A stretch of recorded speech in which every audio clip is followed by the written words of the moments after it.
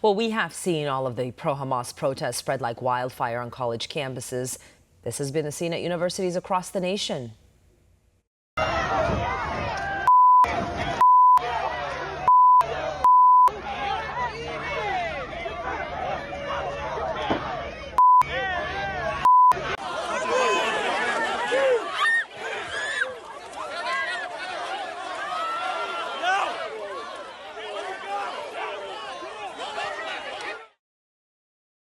Police are in riot gear, agitators arrested by the dozens. It's madness. So much so that Columbia University moved to virtual learning. Parents are paying for an expensive education to have their kids sent home because the university cannot control these agitators. But something beautiful happened last Thursday. Thousands of Christians and Jews united to stand with Israel, to stand with the Jewish community. It was organized by the Philos Project, and here is the executive director, Luke Moon. Take a look. No more can Christians just stand by and watch evil take place. We must rise up in this moment, in this day, because we will be judged by how we react in this day. And I will stand, and my friends will stand, and all of us will stand with Israel and the Jewish people forever, because that is what Christians do. And joining us live now is Luke. He is here. Luke, thank you so much for being here. Great to see you. Thank you so much for doing what you do. Truly an inspiration. Why did you decide to organize the Stand with Israel event last week? This was in New York. You guys were in New York. Thousands of people showed up. I think you maybe expected a few hundred. Meanwhile, we see what's happening in Colombia, so it was important to have your voice out there. Yeah, it was amazing. We only had 3 days to organize it, but it was really in response to what we had seen all over the country of these pro-Hamas people coming out, taking over campuses. And at some point, we had to say enough is enough. And it was an opportunity to mobilize Christians, and we wanted to let's organize the Christians, and then we'll invite the Jews to come on board. And so that's what happened. We had I had hoped we'd have 500 people. Instead, we got 5,000. It was totally amazing. I was blown away by the response. At one point, I had to step into an alcove and weep for a second because I was so blown away by the response that we got. I mean it when I say it was beautiful. It really was. There were so many videos of people singing and chanting. And if you notice the difference between your event and these pro-Hamas events, you guys had flags out there. They were American flags. They were flags of Israel. No signs that were just disgusting. You can tell the difference. There was a huge contrast. And that was a big part of our point. We didn't want to. We wanted to come in the opposite spirit, if you will, right? Like if they're promoting what they are promoting on the other side is hatred for the Jews, hatred for anybody who doesn't think like them. And what we are calling for is let's act in love and respond in the opposite spirit. And I think that's what we saw on display over and over. It was lots of cheering and smiling, and everybody was happy. It was amazing experience. We can see it right there. Luke, I got to ask you, the Jewish community has been viciously attacked since October 7th. So many nasty things have been said. What are we seeing unfold right in front of our eyes? I mean, I've heard about the Holocaust growing up, never realized how did that happen? It's become very clear to me. It is. And the Holocaust happened to the most prosperous, scientifically advanced place on earth. Northern Europe at that time was basically America now. And yet they let this seed of hate grow into this burgeoning tree and bush and destroy and kill 6 million Jews. And at some point, like the Christian community, people of goodwill, people who support civilization need to rise up and say enough is enough.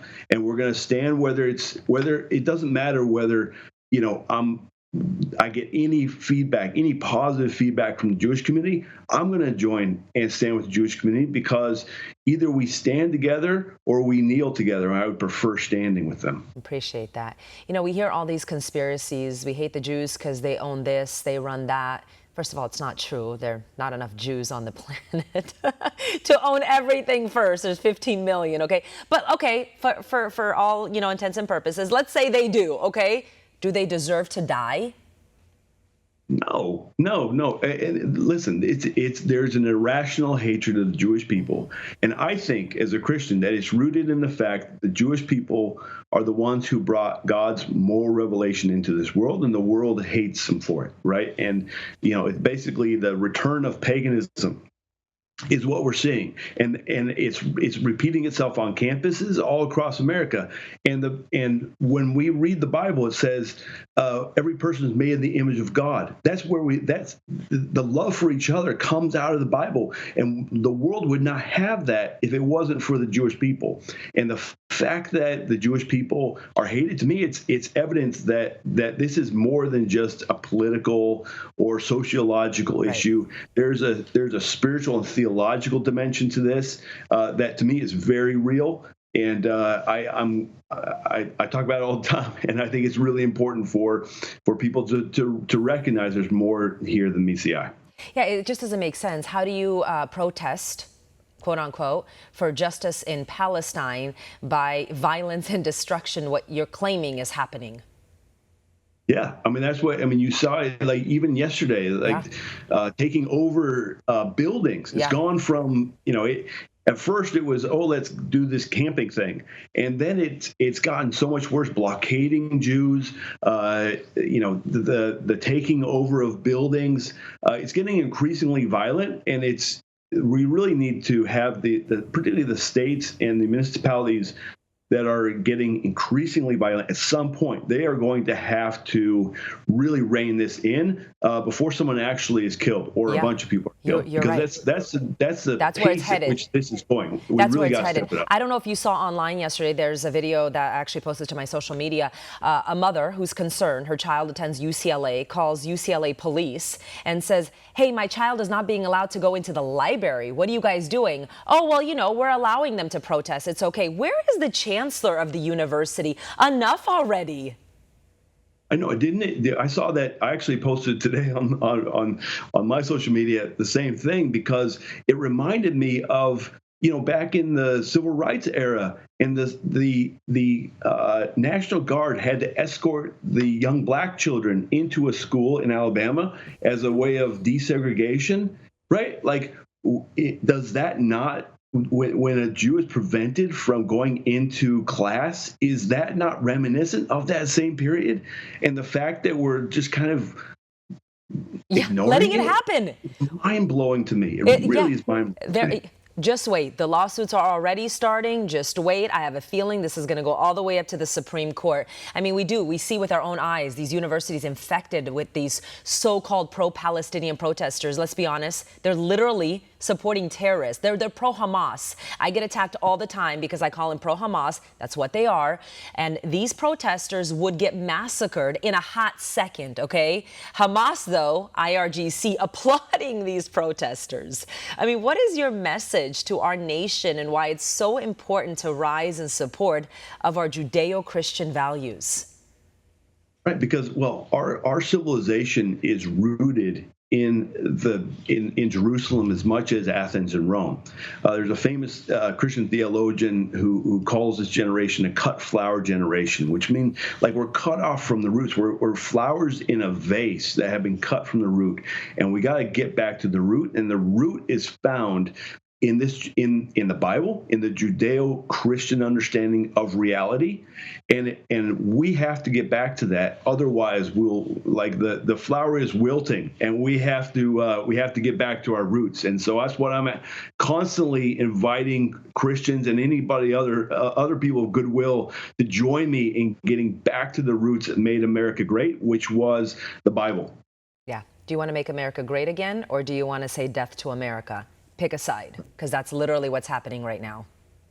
Exactly. Yeah. Look, Moon, Thank you so much for joining us. If you guys want to check him out, he's amazing. philosproject.org. It was so good to talk to you. Thank you. Of course, it's my pleasure. Thank you. For all our viewers asking where One America News is heading in the future, we would like to introduce you to OANN Live. OANN Live is the best way to stay up to date on all of the hard-hitting, straight-shooting, national and international headlines. And the best part is, OANN Live is only $4.99 per month. All the credible, honest, unbiased reporting One America News offers at a fraction of the cost of cable. Just go to OANN.com to easily sign up for OANN Live and stay informed.